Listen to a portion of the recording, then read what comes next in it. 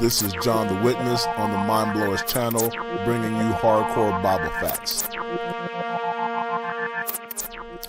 The topic of the Great Whore of Babylon can be very complex as it covers all aspects of the human existence.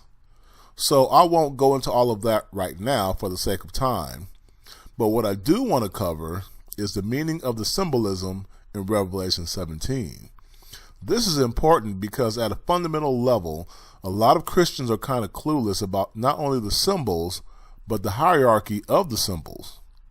So I have used my professional career skills to simplify Mystery Babylon the Great using a PowerPoint slide that is easy on the eyes, yet powerful in providing a foundation for understanding Bible prophecy. Let's jump right into Revelation 17.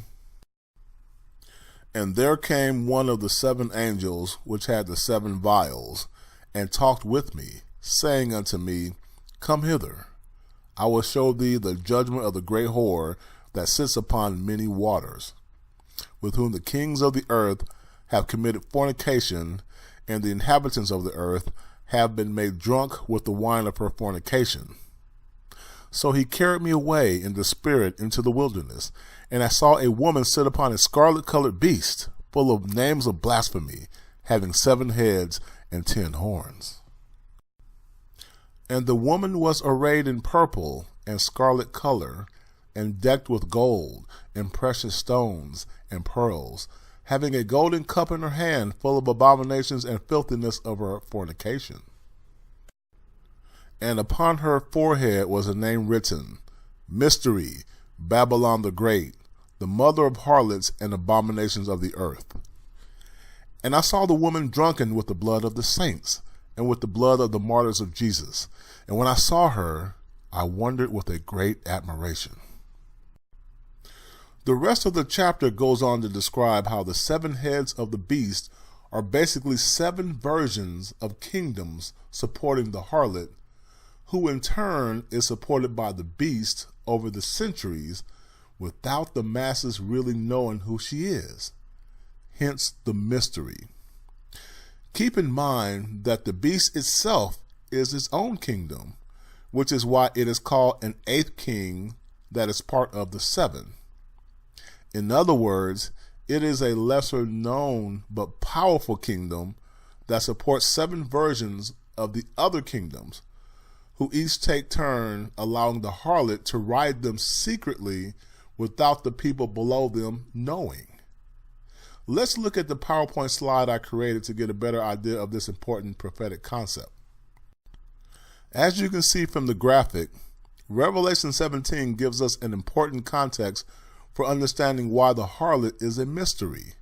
Notice the harlot rides on top of the beast, which in turn walks over the people, who are the waters under its feet. Why did Revelation present these 3 concepts in this way? In other words, why is the harlot on top of the big beast with its massive 7 mountains and 10 horns, yet underneath the big belly of the beast, the people underneath can only see the underbelly of the beast? The harlot is neither in front of the beast, or behind it, or on either side of it. She is on top. This is because the harlot wants to be out of view of the people. The people, when they look up, only see the belly of the beast, not the harlot. So the beast covers her up. This is what the governments of the world have been doing for so many centuries through their secret societies. All of these societies are children of the harlot, which is why she is called Mother of Harlots. So Freemasons and Illuminati are but 2 of many children she has given birth to. Exactly who makes up the harlot? There are clues everywhere, especially when Revelation talks about how the harlot loves money and the finer things and helps merchants and businessmen conduct business. She also is drunk on the blood of the saints, meaning that she causes them to be killed, but not directly since she is mystery. The people who are the harlot system are powerful political lobbyists, major corporations and big banks, the mainstream news media, Hollywood entertainment, and the propaganda we learn in the education system.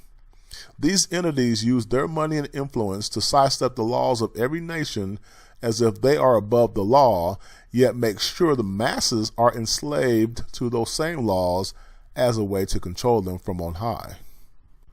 To support the lavish lifestyle of the harlot takes a government infrastructure. This includes government officials who pledge allegiance to the harlot via Satan, their military operations, and law enforcement agencies. Ever wonder why officers wear the symbols on their uniforms? Most people assume they are harmless, but these symbols show their allegiance to the harlot whether they know it or not. These government systems have been around since Babylon was the head of gold in Daniel chapter 2.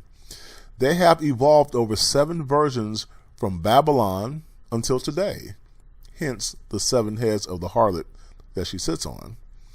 The 7th and last version will have the 10 last kings who will be the ones to turn on the harlot, most likely after the 2 witnesses expose her with their testimony, and then turn on Jesus Christ, who they will likely think is an alien invasion or some major threat to their governing system.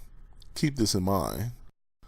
Finally, the waters are symbolic of the people. As you know, bodies of water get shifted when strong winds blow or when a major creature or ship moves through. So when this big beast walks through the waters get moved about by the sheer force of the waves.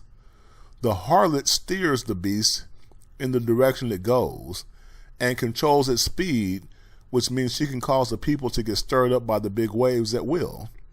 Think on that right now, because the harlot is speeding up her last stand against the church, and the warriors among us have to sound the alarm.